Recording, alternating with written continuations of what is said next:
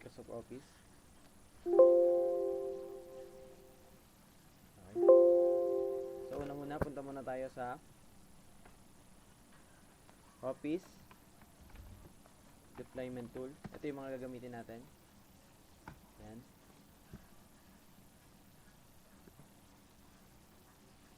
Ayan, download na natin to. So ayan, naka-download na. Next, punta naman tayo sa Office Customization Tool. Ayan, step by step tayo. So, depende naman sa operating system nyo kung 32-bit or 64-bit. So, sa akin, 64-bit siya. Kaya 64-bit yung pinindot ko. Tapos, next, sa Office Suites, hanapin nyo lang yung Office LTSC Professional Plus 2021 Volume License. Ayan yung gagamitin natin. Nasa inyo naman kung lalagyan nyo pa ng mga dito sa Visio. Ayan.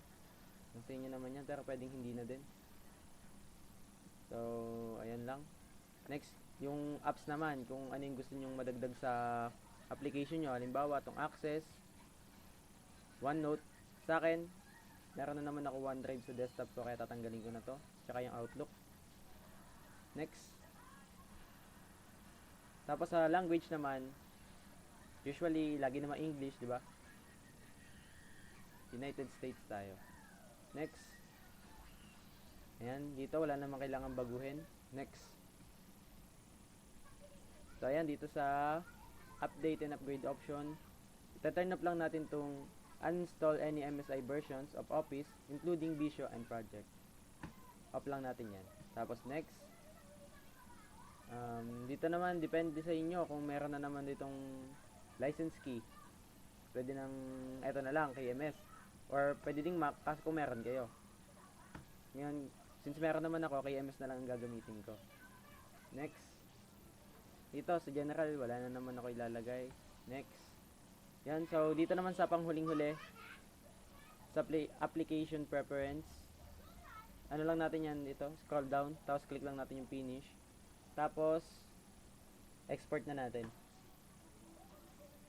Pagkapindot nyo na export, i-click nyo yung nasa gitna yung Office Open XML formats. Sabay okay.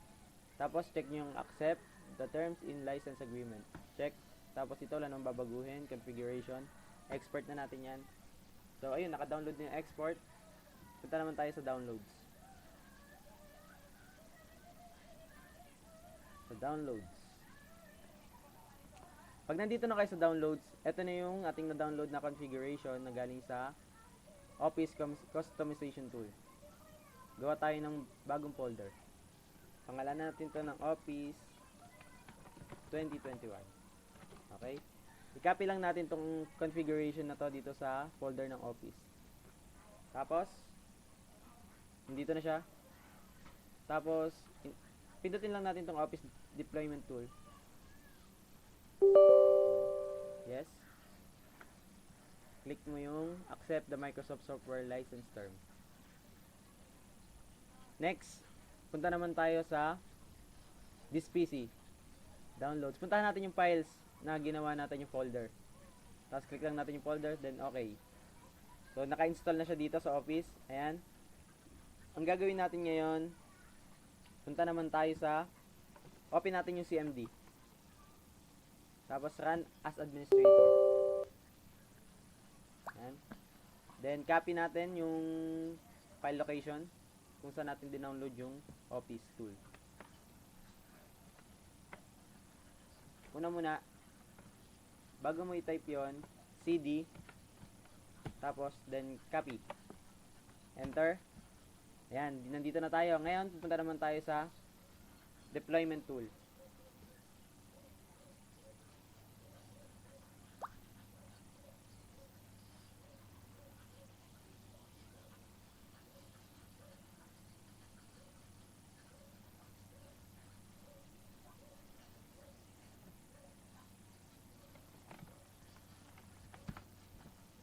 Ito tayo sa Deployment Office LTSC 2021.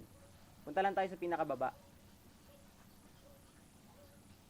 Then, Baka malito kayo ha, meron yan dalawa, console, setup, download. Pero ang kukunin natin is dito sa install Office LTSC 2021 by using the Office deployment tool. Kaya dito tayo sa setup configure configuration.xml. Kakopy lang natin yan dito. Tapos hit enter. Pag nakita niyo lumabas na yung Microsoft logo, ayun, tuloy-tuloy na yan. Yun lang.